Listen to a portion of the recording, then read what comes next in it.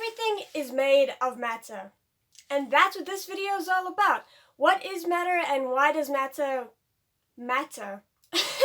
At the very end of the video, I will post an exam summary for you guys to take a photo, well, screenshot of or photo, it doesn't matter.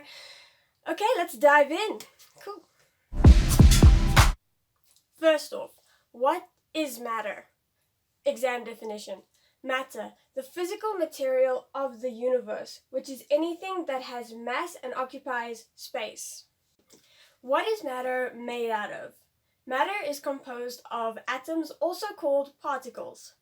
Now, in more scientific terms, you could say atoms are the monomers of matter. Monomer? Okay, a monomer is a building block. A monomer is the smaller component which makes up a larger component of a system or an object. For example, this brick wall. The monomers of this brick wall are the bricks itself that make up the wall. Matter consists of both chemical properties and physical properties. Real quick, what's a property? I keep seeing people using the word and actually having no clue what it means. So, property. The observable characteristics of something. The characteristics of an object can be used to tell them apart when they are compared to each other. Objects can be differentiated based on their physical and chemical properties. What are physical and chemical properties? Okay, the physical properties of a substance or thing are those properties that can change without changing the chemical nature of the substance. The chemical nature of a substance includes its identity and its chemical properties, which we'll get to in a minute. Now, for example, if I boil liquid water and it turns into water vapor, it has undergone a physical change. A liquid has turned into a gas. But no matter what, whether as a liquid or as a gas, water will still be H2O at the end of the day. Chemical properties is a different story on the other hand. Before we get to that though, I have to mention examples of physical properties. Sometimes they ask this in exams for like 1 or 2 marks, easy marks, just remember these. Examples of physical properties: melting point, boiling point, smell, and density. Speaking of density, I should probably mention states of matter. Since everything is made of matter, this means matter exists in different forms or states. The 3 forms or states of matter that exist are the following: a liquid, a solid, and a gas. Now, what does this have to do with density? What is density actually? Okay, exam definition. Density, a measure of how tightly packed matter is inside a substance. Density is calculated by mass divided by volume. States of matter are also called phases of matter. Now, each phase of matter has a different density. Solids have the highest density, liquids have about a medium density compared to solids and gases, and then of course gases have the least amount of density. Now, why?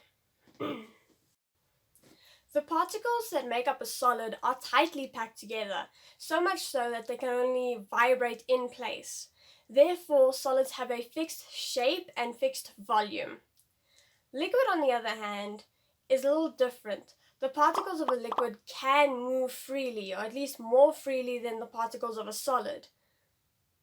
The particles of a liquid are still tightly packed together, but not as much as a solid. The spaces between particles of a liquid are further apart than a solid.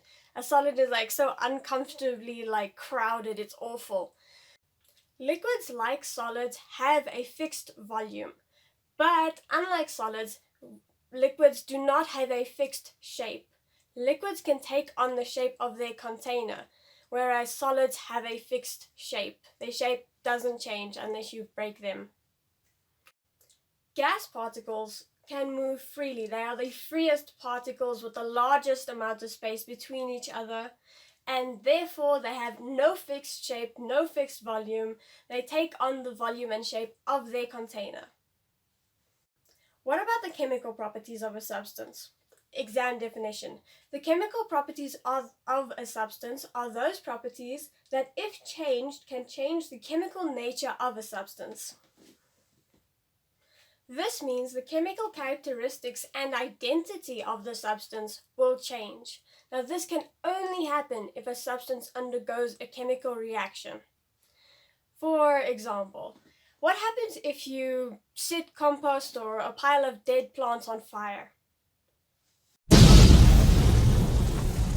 Yeah, it's gonna explode. It'll explode. Okay, so why does it blow up?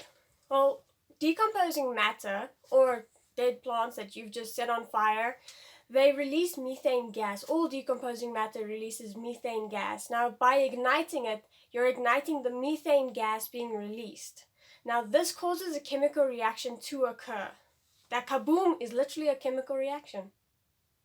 What exactly happens? Okay, well, a combustion reaction occurs between methane and oxygen. Now, this causes highly flammable methane and breathable oxygen to transform into not so breathable water and carbon dioxide. Did you know carbon dioxide is actually a common ingredient in fire extinguishers used to put out Class B, Class C, and I think Class K fires? I have a link to a website in the description below in my citations to a website that actually tells you all about that if you want to read more. My point is, we just transformed highly flammable methane, explosive methane, into an ingredient that's used in fire extinguishers. That's a very drastic chemical change that just happened, but it's probably more complicated than that, but you get my point. Examples of chemical properties include flammability, pH, and corrosive resistance. Please remember these for your exams. They do sometimes ask, give an example for like 1 mark. It's 1 free mark, guys. All things can be classified, including matter. Classifications of matter. How do you classify something that makes up everything? Matter is classified based on 2 things. First of all, its phase. Is it a liquid, a solid, or a gas? And second, its composition, meaning what material is it made out of? Now, based on what matter is made up of, based on its material, this is how matter is either classified as a pure substance or as a mixture. Exam definition: pure substance. A pure substance consists of only one type of substance and can be either a single element or a single compound with definite physical and chemical properties and a definite composition. The words definite composition from that definition of pure substances simply means that pure substances occur in fixed proportions, meaning that the component elements of a pure substance will occur in a fixed ratio. Mixtures, on the other hand, is an entirely different story, which I have an entirely different video for coming next week. In the meantime, though, here's your exam summary. And it's 2 slides long, just warning you now, so take screenshots of the 2 slides.